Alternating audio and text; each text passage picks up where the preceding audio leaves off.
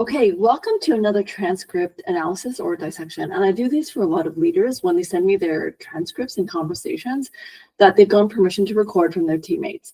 This is, to set the context, is a 10-minute excerpt out of a 30-minute conversation between one of the leaders I've worked with and one of his teammates on a consulting team. And this leader has given me permission to share this excerpt along with changing the names, and client has been removed.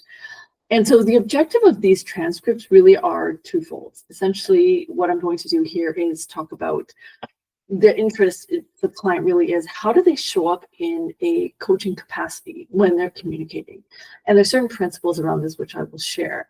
And then the other one is where they can improve in communication as a leader, as a coach. And so just for simplicity's sake, I'm going to read it through. The names haven't changed, and really call out the areas of opportunity and areas to pay attention to as you're having a conversation as a leader.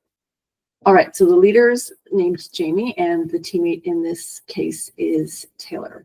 So Jamie starts, thanks for the update, Taylor, around something else. How's everything going with X client project?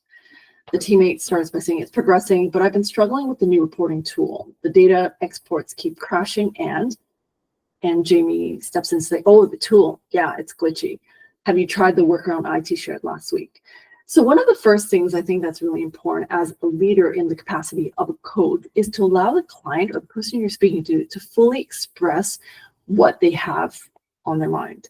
And this is a thing that I see a lot of leaders do is a very gentle, subtle, sometimes not so subtle interruption, especially about the first topic that they're talking on. But I'm curious about Taylor, what's really on the table here? It could be operational, yes, in this sense, but is there something more? And as a leader, as a coach, what we're interested in is, yes, the work, that's important, but also as the individual.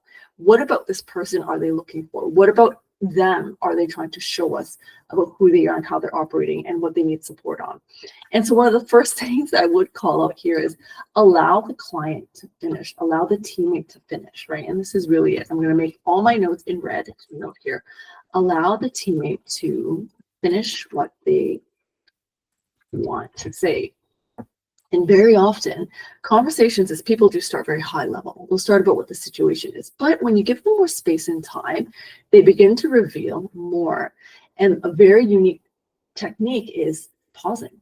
Don't say anything for 3 seconds, and people continue to offer more, either their own solutions or their own understanding or more about the story. And so this is something I really do encourage leaders to try. I know it does take time, but you find very special nuggets that you wouldn't have normally be able to extract otherwise. And so the first thing really is to just allow the teammates to finish what they want to say, because there might be things there that we didn't realize were useful for us as leaders. All right, Taylor says, I did, but it's still not pulling the right metrics. I've had to manually cross-track everything, which is adding hours to the workload and time. Jamie, got it. Well, the client needs those reports by Friday, no matter what. Maybe ask Priya for help. She's used it before. And so the role as a manager is useful in this sense because you're actually directing and telling them, do this, go here, solutioning. And so as a manager role, I would encourage that. However, in the capacity to coach, if you want to understand more, all right, he's stuck here. Taylor's stuck. There's something else that he wants. Part of the role as a leader, in my experience, is to help push some of that delegation out so that people can be resourceful and finding their own solutions. And so this is very solution focused, great for managers. But yet as a coach or as a leader in the capacity who wants to, in this case for this leader, really push out the delegation and allow the teammate to find their own resources. And so what you want to do here, potentially ask is, oh, all right, rather than tell them what they need to do, it could just be, all right, what's worked for you? What have you not tried, right? It could be just exploring those questions. And again, it does take more time, but this is where you're teaching them to fish and not giving them the fish. And so some options are real here. Let me type them out.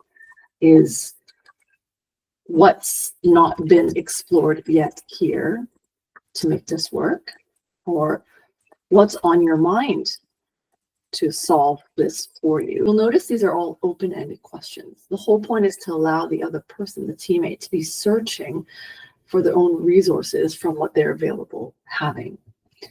So let's highlight this. Taylor says, I can try, but I'm also concerned about the timeline for the next phase. With these delays, we might need to find other solutions. The leader steps in to say, let's not get ahead of ourselves. Focus on the reports first. That's urgent, which is true, business requirement. What else is there on your plate? And so in a way, there's a sense where there's a deflection, right? This feels like a deflection in that, okay, there's something there in the future that Taylor, your teammate, actually is nagging him. There's something on top of mind. So have we noticed a concern in the future? And again, is concern valid or not? Well, Taylor feels it is, which is why he's tabled it, right? However, the leader at this point kind of dismisses it and saying, let's not get ahead of ourselves. However, a lot of times, sometimes when someone tells us something, especially if they offer something that's a concern to them or something that's troubling them, acknowledgement is usually the first piece of saying, oh, I heard you. And so that's where, as a leader, whether in a coaching capacity or as a leader in general, acknowledgement is actually one, very easy because you're not solutioning or doing anything. Very simply is just to say, wow, that sounds hard. Oh, or I've heard you, right? Say acknowledge first. And this is something that's quite easy for leaders, any of us actually in communication can do first, is just to recognize that they put something on the table that's troubling them. And so you could start with, wow, I hear that. That sounds hard. Wow, I hear you. You could repeat what they say. That sounds hard. And then you could carry on. Oh, wow, there's something that's troubling you that you'd like to address. And so this is something that I do encourage leaders just to pause first before actually throwing anything out. Acknowledgements. And they're super easy. They can be very generic, but heartfelt at the same time. And so this is something that Jamie and I have been working through, just to pause and offer some type of acknowledgement in the sense that I heard you, I hear you. And that actually is a component of building trust. And then Taylor goes on to say, well, yeah, there's something else actually. It's about my career. And he talks about there's a meeting coming up. Here's what I want to try. It's the shadowing. And leader steps in. Absolutely. Can we circle back to this next week? I'll have more bandwidth then. And so what's interesting about this position is, while it's valid, I think it's interesting that as a leader, as a coach, is there a way that the question or the statement can be shaped so that it's not about me, Jamie, my constraint, but about you and what we as a team have in constraints right now, right? And it could be simply as, absolutely, I've heard this, I'm taking notes right now, I've heard you, right? Rather than, oh, I'm not going to acknowledge it, but the acknowledgement is actually quite important, and say, I put this on my list, have a think about it, or what would help you to move this forward with you and Jeff, right? So that what you're doing is actually pushing this back onto the teammates so that they can actually be empowered to go do more for themselves while Jamie, the leader, is actually engaged and busy. And so that's another option to consider as a leader, as a coach, really, right? Is that, all right, how can I actually just take less work off me and empower my teammates to go do more for themselves with my encouragement and blessing? Taylor says, right, understood. And then Jamie says, anything else urgent before we wrap this section? And so by using this adjective urgent, already it's kind of pigeonholed to the teammate that, well, I'm only taking things that are urgent. And so this is where we have to be very careful about how some of the words that we use actually have impact on how it's being received and how we communicate. And so this is just a quick excerpt of showing you how I do dissections and analysis for leaders, and hope you learn something about how to show up as a leader. 3 things really. 1, acknowledgements are easy, right? Start with that first. Even if you learn nothing else, just start with, I've heard you, I'm writing it down, I've captured it. Those are really great ways to build trust. 2, ask open-ended questions. What and how are the best? Why is a bit different? And I have a post on that.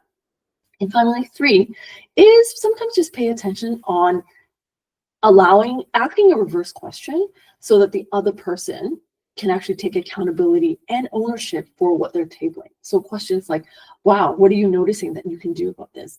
Wow, what would empower you to go and try this? Right? Those are great questions as leaders to kind of turn it back on in an empowering way for the other person.